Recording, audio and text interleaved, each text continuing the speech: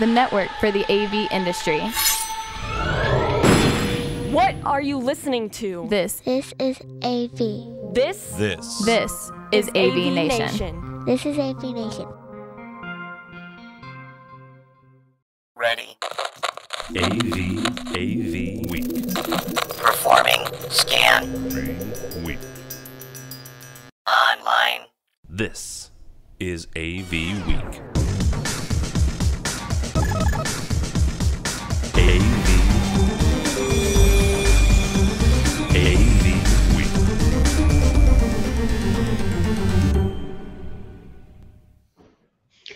Good afternoon, everybody. This is AV Week, your source for news and information in the AV integration world. I'm your host today, George Tucker. Glad to have you along for this discussion. Today we're joined by an esteemed panel, some guys that I've been talking to, some you've seen before, but always love to have them on.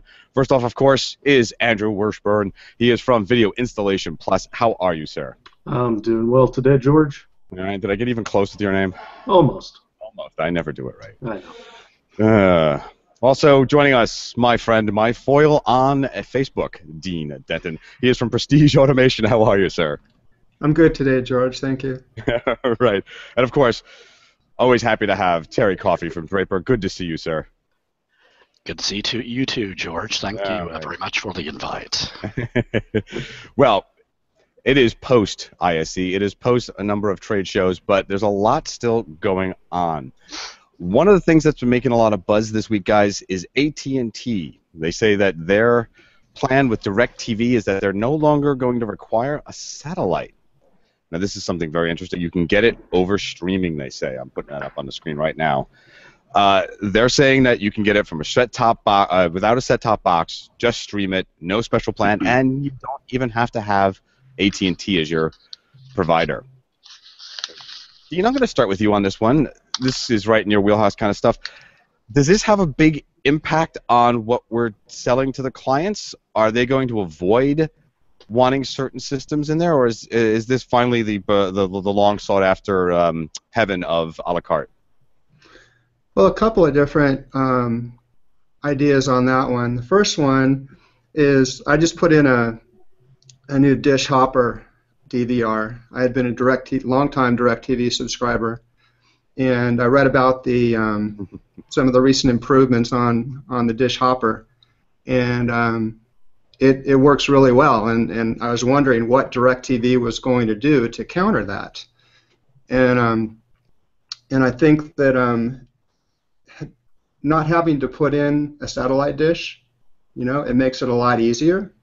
It opens DirecTV up to, I think, more people, people that live in condos and places where it might be more difficult to get satellite reception. And the other idea that I had was kind of slips my mind right now, so maybe if you come back to me, I'll remember what it was. That's okay, cool. Andrew, let's go to you for a second, because do you see this as something that will invoke people to want to have more distribution systems in their house and to say, okay, call on us? Or is this another consumerization of the industry and it's another little niche out? I can't tell exactly because of the way they wrote about it in the article. I mean, they say you'll have an app just in a smart TV. Then there's no distribution there other than a good network. But I can't exactly figure out how they're doing this, and they keep saying we'll have the same DirecTV content. Well, DirecTV doesn't have its own content. DirecTV is a provider, so I'm trying to figure out how the broadcasters are going to let them stream, because that has never been a problem for anybody ever in the past. Now, if they get past all of that stuff and they get an app that can go on Roku or Apple TV or something, that would be fantastic for distribution. You get one or two of those for a client into a matrix system or something, and you can throw it wherever you need, and I think that's a good thing. It's a lot easier to install satellite when you don't actually need a dish, but I can't really figure out if it's going to help anything or not. Yeah, it's that point, and you bring up the distribution that they're just another provider, say like cable. Yep. It strikes me that this has a very Arrow model to it. Do you guys recall Arrow? That was the streaming TV thing, wasn't it? Well, what they had was micro antennas in urban areas in which they could pick up the off-air, or what they do is they rebroadcast the cable stuff off-air to micro antennas, and then use those micro antennas to distribute to clients. And they were basically capable of saying you can't do that, and they lost in the courts finally because they really weren't distributing just off-air content. My question with that, and Terry, we'll jump you into this. Do we see a problem with someone like AT&T saying, here's the DirecTV content? Is this really a Trojan horse for them to say, get it for free now? Well, the first one's free, and then they ask for a little bit more money and a little bit more money and a little bit more money. And well, that could be one way to look at it. I speak as a cord cutter, so from that perspective,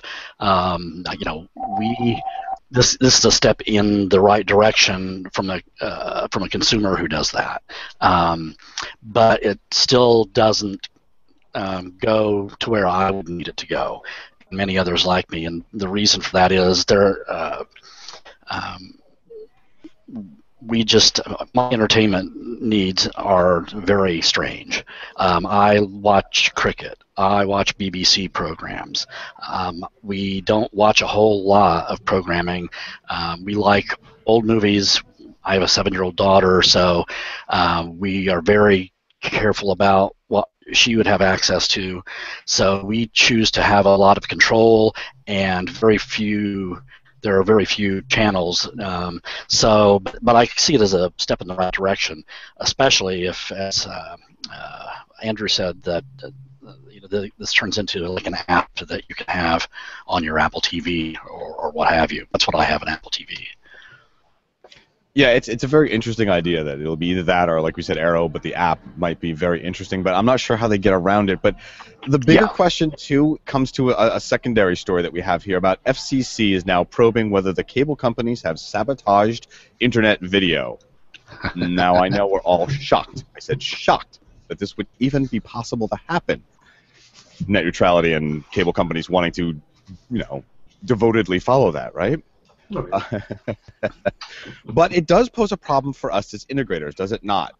It always comes down to if the problem is happening in the system that we installed in any way, it's our fault, isn't it?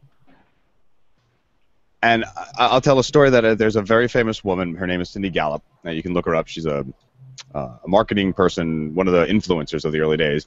And I caught her on Twitter many, many years ago when I worked for a manufacturer saying her manufacturer of choice, Tower of Power, was not working. The long and short of it was, through the Twitter discussion, it wasn't the controller. It was actually another piece of gear. But she saw it as that company's problem because that was the topmost label, that was the one that they used all the time, and that was her interface with the name on it. Andrew, I'll start with you on this. How do we fight that idea? Do we have to prep our clients with, well, it's not me, it's the provider. You're going to have to talk to them and call your congressman. I mean, how do we battle this idea of clients want their content this way, but we're getting stymied? Okay, how do I say this without getting specific? All right, so I have a client who is a top-level executive in a media and internet powerhouse, let's say. Well, you can recuse yourself from the question. Yeah. No, well, my point being, somebody from one of the major providers that is mentioned in that article complains to me constantly about how terrible Time Warner is. And I just have to bite my tongue and just look at him because you're part of the problem, dude. It's like you've created this monster. It's how you've done it. This is what happens when, you guys get involved instead of really thinking things through. Yeah. Well, let me bring part of that question to you then, because we put in the systems. We manage the systems at times. But we've got this part of it that we cannot control. And they'll claim upside down and sideways until you give them a speed test for reading, and sometimes even then, saying, nope, it's not us, the speed is what you got. But then our client's saying, well, your gear stinks. Are we really forever going to be caught in the middle? Is that to me, George? Yes, Dean. Yeah, it sounds like it's true in Andrew's market too, but the cable company is the slowest to adopt new technology. Their hardware seems like it was designed and built 10 years ago or more, compared to some other options like DirecTV and Dish. And it seems to me that this is a tactic, a delay tactic for them, because they're going to be losing business if people switch over to cut the cord and switch over to an internet service. And I don't know if they're using that time effectively or not, but it seems that's what it seems like to me. Is they can't keep up with the technology, so they're trying to prevent other people from stepping in on their business. Well, Terry, you're a cord cutter. I'm a cord cutter. I don't know about you, Dean. Are you a cord cutter? No, not yet. And Andrew, I'm not going to recuse you from that question no matter what. Okay. Well, you have some vested interest there that I'm not going to put you in the corner of. But as a cord cutter, part of my problem was that even as a cord cutter, I, of course, have cable as my internet connection, my ISP. And the speeds aren't quite what they are, but we rely on them for that function. When we're putting in a media room, the guy says, well, I want my Roku and I want my stuff to work. Terry, how do we combat this kind of idea that the main infrastructure we're depending on is not just inadequate, they're lying about it? Yeah, I don't know because fortunately, I have not had any issues with this kind of thing personally. So I feel like not that I'm aware of anyway. I've not noticed any slowdowns or anything like that. But at that point, basically what it sounds like you're doing is trying to pass the buck on, and I think that you have to just walk that line and try to explain and try to have some online documentation, articles or something to back you up to say, look, here's what's going on. Otherwise, it just looks like you don't know what you're doing and you're trying to blame someone else, and so they'll think, well, I'll try somebody else and see if they can help me out. That would be one suggestion that I would have. The case is always that it's greener on the other side, and everybody else's phone system or internet system is better than when you don't have it. Right. But from a manufacturer's side, which you are, this is a customer complaint kind of idea. I mean, I ask you to put your hat on and sort of think in a role-playing way, I suppose. They are the lowest rated and the lowest trusted service that anyone can really find out there, right? If you look at all the records, everybody hates their cable company, just like they hate their phone company, which is sometimes the same thing. Right. What are they not? Are they just not? Do we think we can presume that they're not caring, or is this really an issue of, guys, stop being an old business, learn how to be a new business? For me, that is a big part of it. Yeah, you're trying to hang on to that. I guess I could make a similar observation in the energy field. Old energy and new energy. There are new ways of doing business, and people, especially younger folks. I'm a little older, so maybe I'm not in the same boat, or maybe I'm odd man out in my age group. But I think younger folks, especially, they really would wonder what's the problem. I want what I want. I want to see what I want to see. I want to do my entertainment in the way I want it. So why are you not giving that to me? Does that mean you're old and out of touch? Well, I don't know, and that's why I sort of asked you three guys, because, again, installing it, we're put in the middle of being the guys responsible for it. Why doesn't it work? It's your fault. Your name's on that rack. You guys installed it. Why is my internet bad?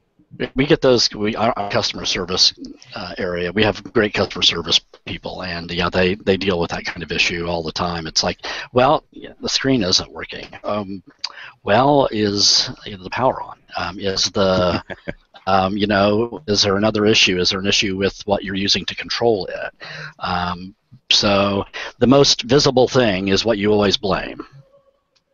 Yeah, true. True. Yeah.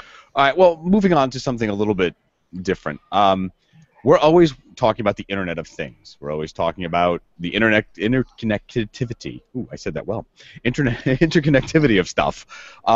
But doing it with, say, beacons or some real sensors hasn't been very easy. Well, MIT and a couple of companies just announced something called sensor tape. And if you guys have taken a look at this, it is actually a tape made of sensors with little microchips on it. I have that up on a screen now, and if you're watching, you can see it. If you're listening, it basically shows them straining out the tape and then be able to cut it at different angles and put it together and make really cool sensors. This works from anything from doorways. They say you can put it with an embedded close. So let's start off with you, Dean.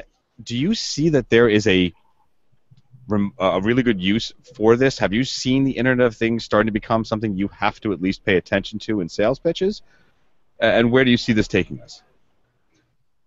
Well, we definitely do need to pay attention to it because we do get I do get some pushback from people in when I provide the products and services we provide are very expensive. And if they can get something for a lot less money, they're going to point that out. And sometimes it's difficult for me to compete with that. Sometimes I can make a good case for it. In this case, with the sensor tape, I mean, I saw that it was like $100 to $200 a meter. That seems a little on the high side. It seems for a sensor, like for a doorway or for just sensing where somebody's at. It could be useful. It just all depends on what you need to hook it in with the rest of the system, I suppose, as to whether or not it's gonna be useful to have it as part of our integration system. Andrew, they're showing some of this stuff here, which shows it measuring things, shows it sort of knowing X, Y points. While Dean points out the price was about $100, $200 a meter, and the article goes to pains to show that they're saying they won't lower the price over time, but add features to it. This may have a lot of significance in replacing a home automation system. The controller no longer is in a rack, it's your key fob. Do you see that as something that we could work with, and that's where this is headed, or do you see another use? I'm not sure if I see a use for it yet in home automation. I mean, the idea of having it as a doorway sensor or something, isn't that what an occupancy sensor does, which is a lot cheaper? No? I mean, I know people that have come out of the MIT Media Lab. They develop crazy things and interesting things. I don't know if this is going to lead into the Internet of Things or if this will be used for, I see it more as a way of doing control.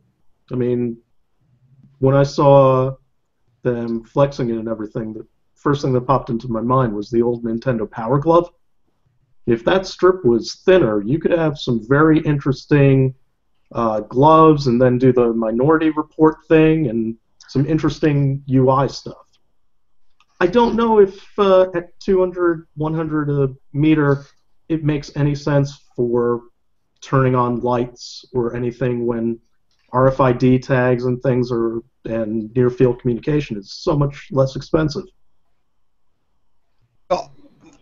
Well, are they really less expensive, though? I mean, there's labor to put them in. There's considerations you have to do when they don't quite fit into the space you want them to be in. This seems to have a lot of potential for not just occupancy sensing, but understanding how bright to make a room, perhaps, to understand just how big a system can be. I mean, I can see this beyond residential, but maybe inside of a cargo case. It knows exactly what's there and how wide it is and where it can fit, and items like that. Terry, your thoughts on this having a little bit more use than just what they show on these videos. Can you foresee a time where this is maybe rolled into understanding how to not just light a room, but maybe understand just what needs to be done for, say, a projection system or of that nature? Yeah, sure. I could see that kind of thing happening. Actually, I think that's to me, that was the biggest part of this story for me, was not where it is now, but once it gets out there and people start messing with it, they see what can be done with it and start wanting it to have more features.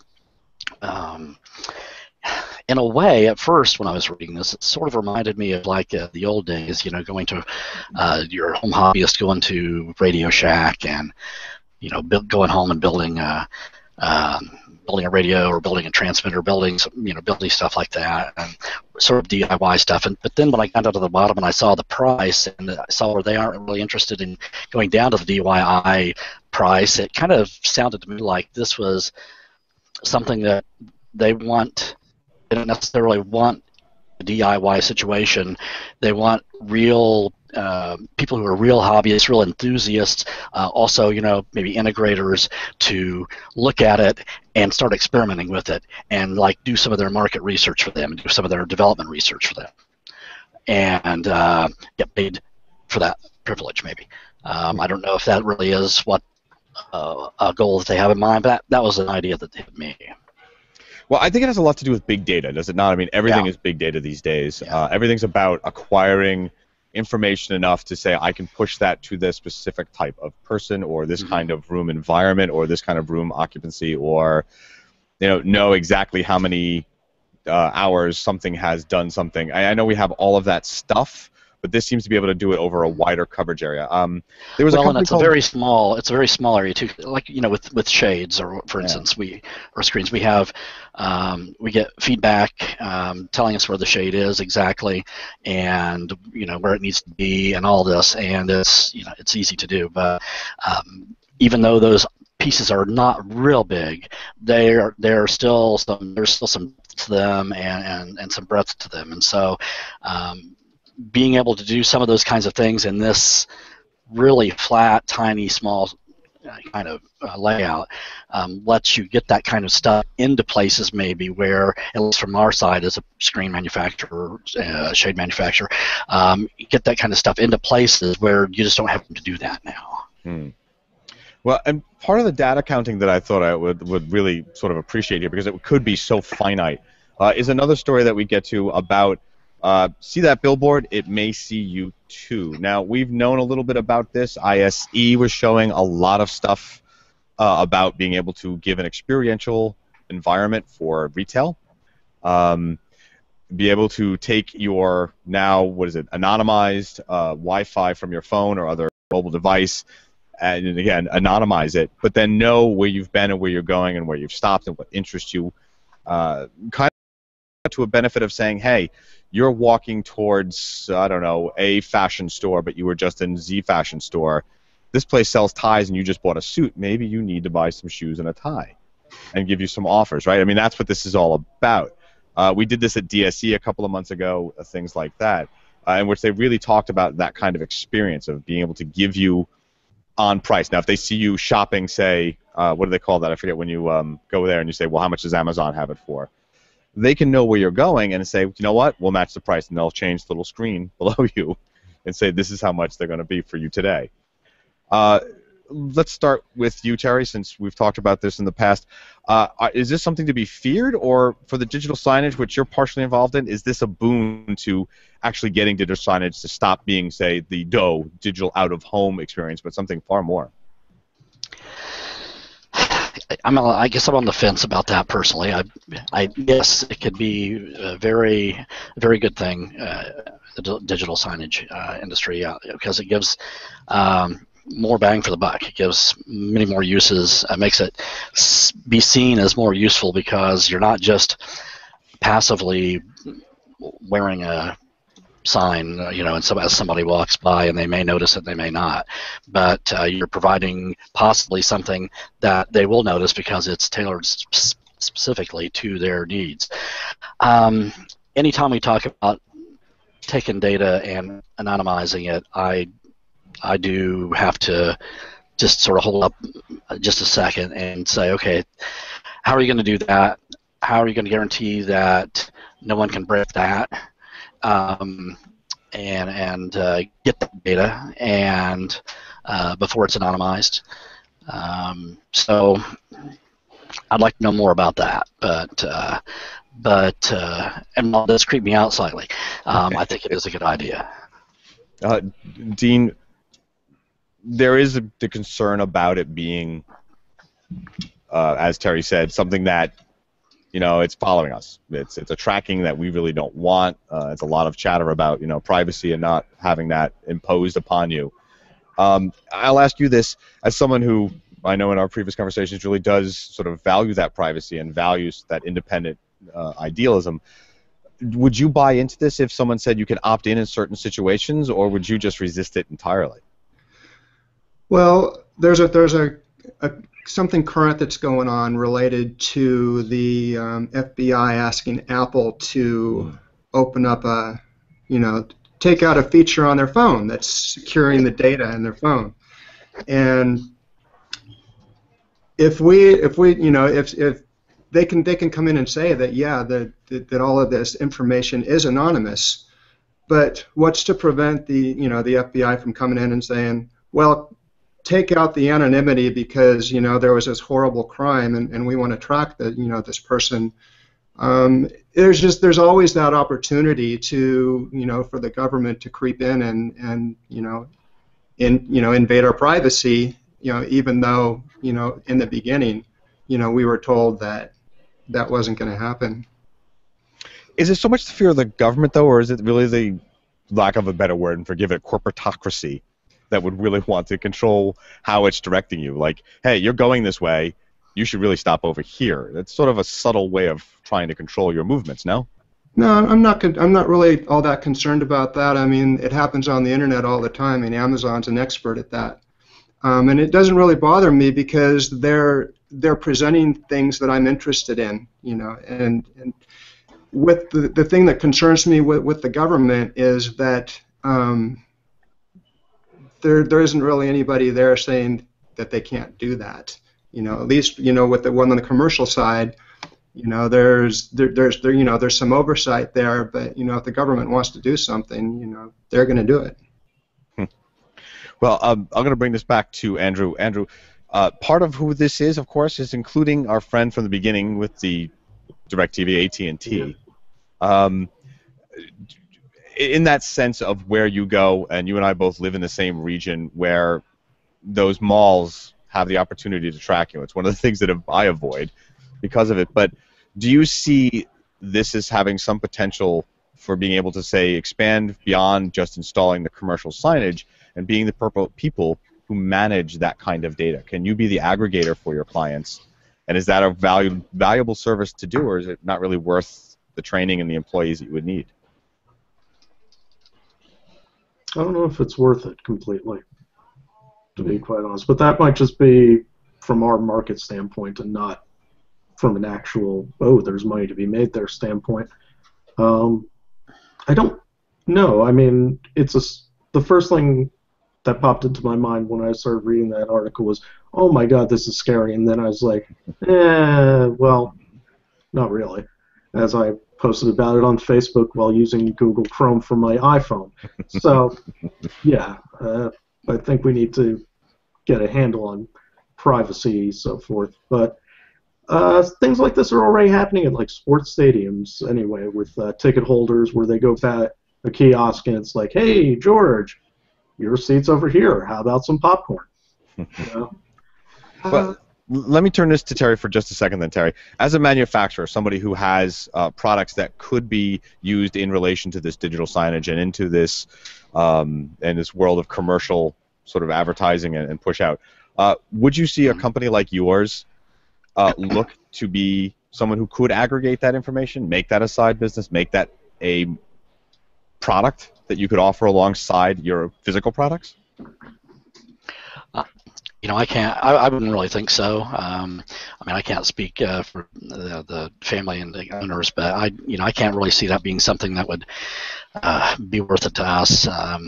Because as a projection screen manufacturer and a lift manufacturer, window shades, although we have things like, so for instance, our own control systems, sort of our view is that we want to not lock any customer out of using whatever technology they want in conjunction with our equipment. So it's more our job to make sure that our stuff works with everything, and let other people who, depending on what system they prefer, because there may be more than one way to do this, and so it may develop into something like that. So we go down one road with that, and then there's another one that comes up, and so then we have customers who say, well, I don't want to do it that way.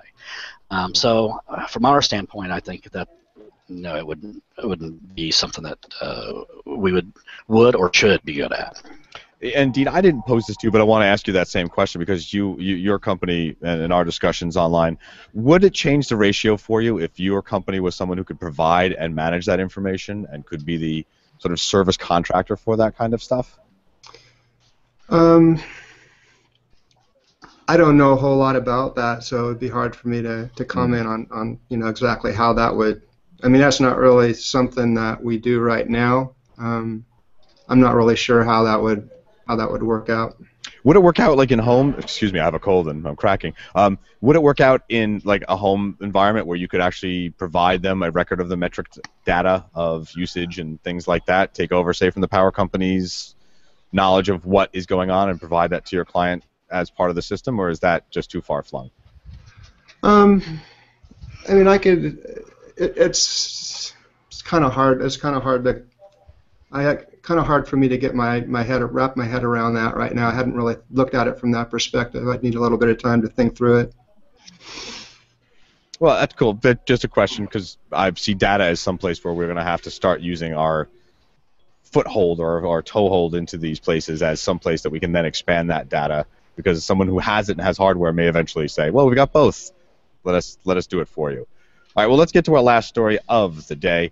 And that is from EE Times, better acoustics for smartphones. Why for smartphones, you might ask? Well, they are the device that almost everybody has. Their penetration into the market and their association with audiovisual is pretty clear to most of us, especially for millennials.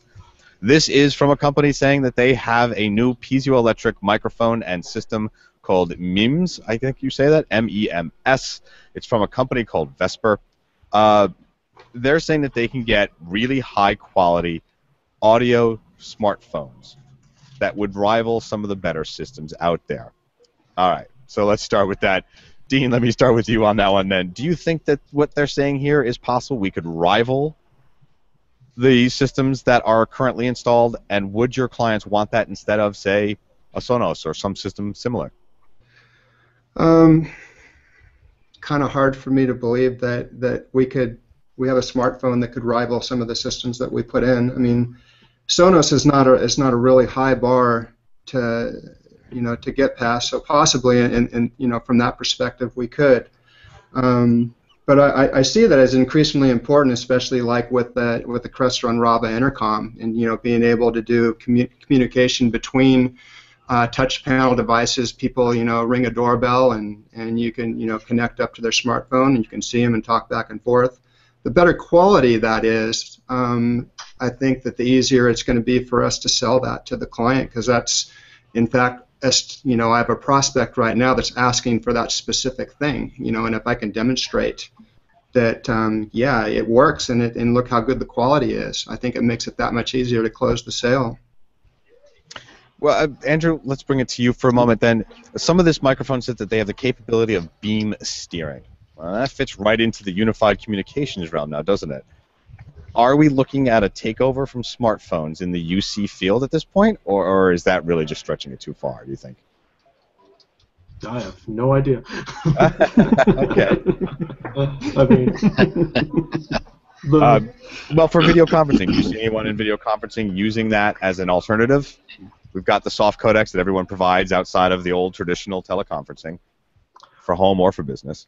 Well, the only problem that I see with it is you're still limited by the bandwidth of cellular to actually make the call. So you're going to have to compress everything and make it sound lousier and lousier anyway. Yeah. So, it's like we're moving on to 8K video. Well, that's nice if you're going to watch it on an old smartphone with, a 600 by 400 display screen. Who cares? I don't know if a better microphone in a phone is really going to help anything if you're still got to compress everything down the pipe. Well, it's a fair point. It's a fair point. But Terry, we've seen this before. Not always the better product wins. It's the one that's more convenient, and the network and infrastructures adapt to its popularity at times. People might accept beyond phone, maybe near CD quality for their conferencing, maybe not. Your thoughts on that? I think that the convenience would be a factor. But as far as I come from radio. I was a radio journalist, and so I've heard good audio, and so I know that they're never going to get the stuff that it sounds like they're trying to dance around here. But where this looks good to me is that whenever I do talk to folks on my phone or do a conference, do a hangout or whatever, I need to wear a nice set of earbuds with a nice with a microphone built in, because what's going on around me is, especially if it's breezy and I'm outside or something, it's just too much for that thing to handle. So for simple things, simple uses, this technology where they're talking about being able to enable noise cancellation, better noise cancellation. That is what I saw as really neat about this. But I'm like Andrew said, for more complicated and complex stuff, you're then dependent on your network, whether you're talking cellular or wireless. So there's only so much you can do there. So what you're saying, no matter what, it's always the ISP's fault, huh? Oh, there we go, the blame game again. I'm sorry. That can be just a writer on any of our contracts. Nope, it's always the ISP's fault. Please see your ISP guide. I think that's the title. All right, well, gentlemen, we have hit the mark of 30 minutes on this show. It goes by far too fast for the discussion and the topics. I want to thank my guests for coming on today. They are, of course, Andrew Wirshborn. I'm reading it from your thing. Yay, I did it right for the first time in years. He, of course, is from Video Installations Plus. Thank you very much, sir. Where can they find out more about you and the company? Well, we just launched our brand new website at videoinstallationsplus.com, and we're just starting our social presence on Facebook, where you can also find us at Video Installations Plus. And a very pretty website it is. I will attest to that, definitely. Thank you. Also joining us, of course, Dean Detton from Prestige Automation. Sir, thank you for being on. And where can they find out more about you guys? You can find us on the web at www.prestigeautomation.com or Twitter at PrestigeAutomate with the number 8. And on Facebook, I don't remember the exact number, but I think if you search for Prestige Automation on Facebook, you will find us there too. Indeed, indeed. And of course, no show is complete without Mr. Terry Coffey from Draper. Wow. So where can they find out more about Draper and you? Well, DraperInc.com is our website. We're on all of the social platforms. We have a specifically AV Twitter feed that is Draper AV, and we also have a corporate feed that is Draper Inc. And Penny handles that one somewhat, and I assist with that too. Very cool. And when's the next show that people can see you guys at? Well, I know we're going to be at a couple of residential shows. We're going to get the big Aim High's big show next month, and we're also going to be at the Great Lakes Technology and Business Summit, and some smaller dealer shows. But the next big show will be Infocom. Infocom in Vegas, of course. Yes. Yes. And Lost Wages. There we go. All right, guys. I want to thank you for joining us and for the audience for watching. This is AVNation.tv. It is a station and a broadcasting webcast that is made for and by working AV professionals. You can find this show and many more, like Lightcast, which is the show about commercial lighting and design, some really radical thinkers and very interesting ideas about lighting on that show. There is EdTech. There is AVWeek Residential, which we dig into deep residential ideas. There is the Pico Pros, and many, many more. Go to avnation.tv and find those there, as well as our coverage of trade shows. ISE 2016, that's Integrated Systems Europe, is up now on the page. Lots of booth interviews and discussions, more than just your average sales pitch. It is really good stuff there, so I hope you would go check it out. Again, for our guest here and for AVNation TV, I'm George Tucker, thanking you very much for watching, and we'll speak to all of you again very soon.